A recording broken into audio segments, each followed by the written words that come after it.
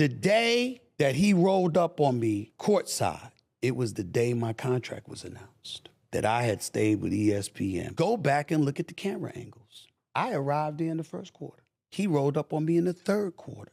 This is 2025. We got technology everywhere. And Screaming A. Smith is on tour talking shit about LeBron again. He went on the podcast with Carmelo and on the pivot with Ryan Clark and them. Y'all seen what happened last time LeBron seen him in person? I wouldn't be surprised if he slap him dead in this shit the next time he see him, though. Let's get into it. LeBron, I don't like his not a little bit.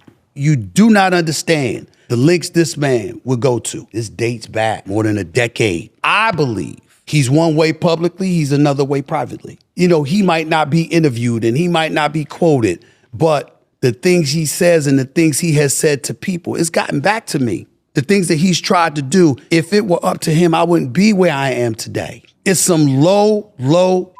The day that he rolled up on me courtside, it was the day my contract was announced, that I had stayed with ESPN. Go back and look at the camera angles. I arrived there in the first quarter. He rolled up on me in the third quarter. This is 2025. We got technology everywhere. TNT is a nationally televised game. How is it we got one angle and the only angle? Stephen A. Smith, that does not mean shit. What if he wanted to, what if he seen you was like, I'm gonna see his ass third quarter when the game cool out. It don't matter when the man came up to you, he came up to you. Let's get that started. Who you see was of him in his face, but you see the back of my peanut head. I know this, but I know a thing or two about camera angles. I determine them half the time. Yep. Do this angle, do this angle, do that angle. This is my business. I ask you straight up, do you think you felt set up in that moment? Damn right. Damn right I did. You thought he had somebody out there too? Damn right that did. Okay. Damn right. That's how I feel. Okay. But no big deal. No problem. Because I go on the air the next day and I'm like, that's a dad reacting to his son. Happens on a Thursday. That's a Friday. That's Saturday. Richard Jefferson is doing the game in Boston. He's still mic'd. He's working for ESPN. And we see LeBron say to him, yo, man, when he said, as a father, I had it. So I'm thinking, oh, that's not about Bronny. That's about you. Okay, let's talk about you as a father from this perspective. Oh, he ends up getting drafted by the Los Angeles Lakers. Congratulations, no problem. Oh, he ends up being there opening night, that father-son moment with Ken Griffey Jr. and Sr. in attendance. I was there at the game, standing up clapping, no problem. It became a problem when this brother was in the G League, and then the next day, J.J. Redick decides to bring him in the first quarter and ask him to guard Tyrese Maxey. If you could literally feel or see somebody drooling at the mouth, give me the ball. That was Tyrese Maxey. It was a nightmare. And I'm like, you can't do that to him. But you also can't do that to us. We're the media. Now you asking us not to cover the game. The last straw was not him rolling up on me on courtside. If you sat up there and said, yo, LeBron pissed off, he need to talk to you man to man, and I was in New York, what would I do? I'll be on the next plane to LA. And then you gonna turn around and come on ESPN with Pat McAfee? You gonna come on my channel on a show that comes on after me? Stephen A. Smith, that is not your channel, that is ESPN.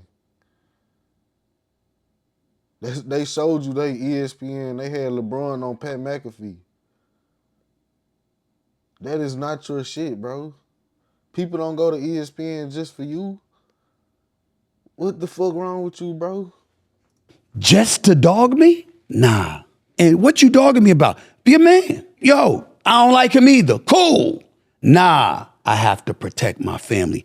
That's the narrative you playing? Yo, bro, when I tell y'all, you can't measure the level of how pissed off I have been over that. There is no level of disrespect that has ever been accorded to me in my life more so than what he did. To try to paint me as somebody who would attack somebody's family, knowing I've never done it, I can't tell you how offensive I find that.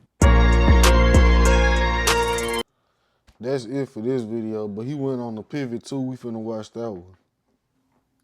So this is what I've done. And so, what you see is a different culture. That's a conversation we never get into it really about in professional sports, but primarily the NBA, where you got cats and they go at NBA players and stuff like that. Like, you bring up LeBron. You ever see LeBron go at a white boy? It's called what it is. Stephen A. Smith. You ever see him do? Ain't the cat, that's like the pot calling the kettle black. When the hell you seen Stephen A. Smith go at a white boy? This motherfucker just went to Jasmine Crockett for going to Trump. Like all she do is go at Trump. Nigga, Trump go at Jasmine Crockett and you ain't say shit to Trump. God damn, you gotta be some kind of crazy ass delusion to say some shit like this. Do that? You saw him come at me. Closest you ever came to seeing him do something like that was when he called out Brian Windhorst.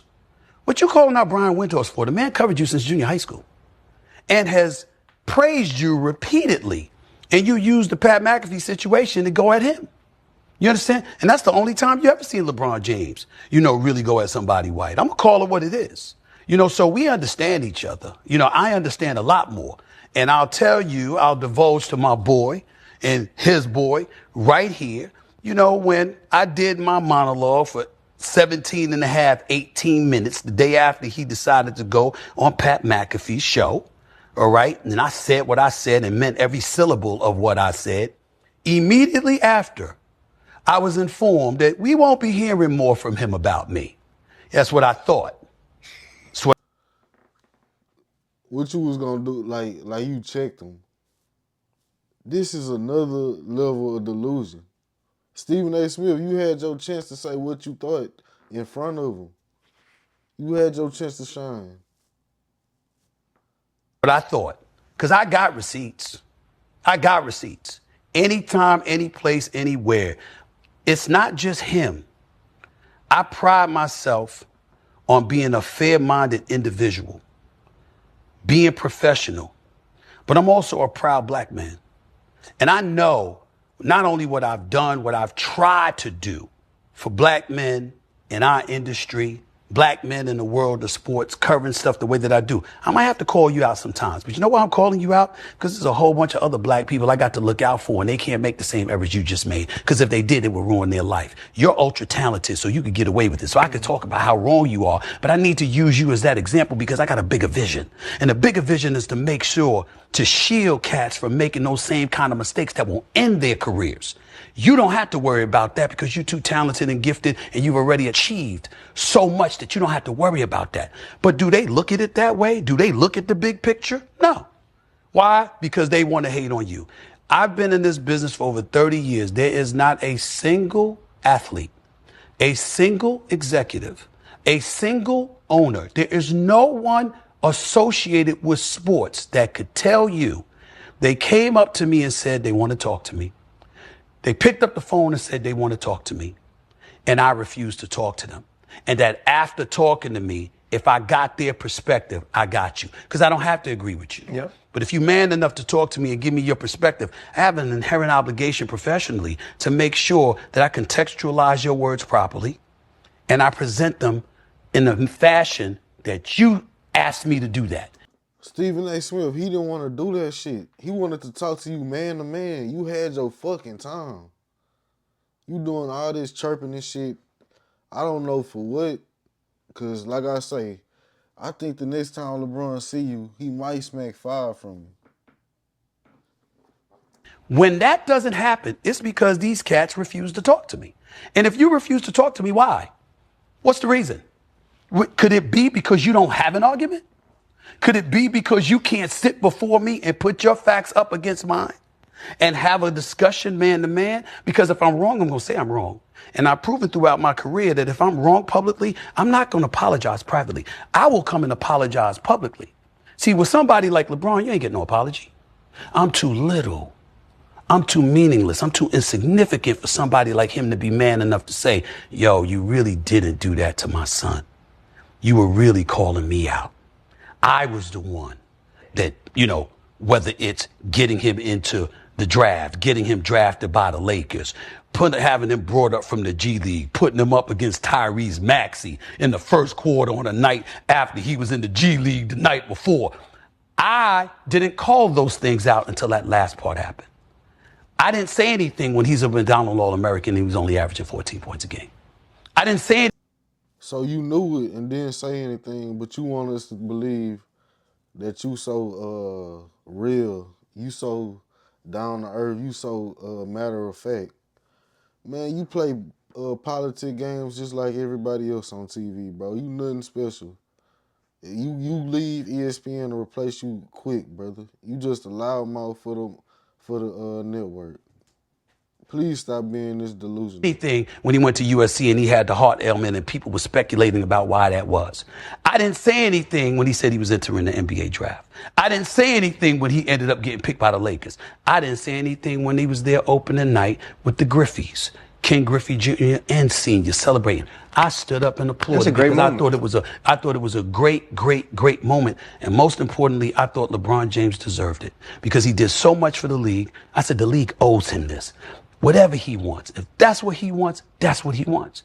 And the money, he's underpaid. So I don't care what his son getting paid. Go for it. I think his son's going to end up being a good pro. He keeps working on his game. I said all of these things. It's just that after one night in Philly, I said, wait a minute now. Now you asking us to ignore doing our job. We saw what we saw. He's not ready yet. That doesn't mean he won't be ready. And because of that, you caused this whole brouhaha. Nah, we not backing up from that. No, nobody is getting me to back up from that at all. LeBron was wrong, and he will forever be wrong. And as far as I'm concerned, anybody in this business or anybody that wants to be in this business, especially these athletes with their podcasts that don't see it, well, just consider yourself blind or unethical, because anybody with professional ethics who knows sports and knows what comes with it knows I did not do anything wrong to that young man. But to paint me as somebody that would attack a child just because I dislike you, it's low. It's low. And that's what it is. And that's where it's going to stay. And the only reason I said it is because you asked me. And it's because of how I feel. And I'm not going to change. And if he don't say nothing, I'm not going to say anything. I'm just going to do my job. If there's another confrontation. Stephen A. Smith, you was just on the pivot. I mean, you just said this on the pivot, but Melo just came out with another podcast of you talking. So right there, we know you lying, bro. And that's basically that's basically the video. In conclusion, I want to say I'm not some super LeBron fan. I'm really not a LeBron fan at all. I grew up a Melo fan. I think LeBron can be whiny. But my thing is, bro, y'all was face to face. All of this talking that you doing right now, for what, brother? Y'all seen each other face to face. That's it, though. I think you look like a coward the more you speak on it. You should just leave it alone, Stephen A. Smith. I know you say you won't, but it just don't seem good for you. But that's it for today, y'all. Make sure y'all like, comment, and subscribe.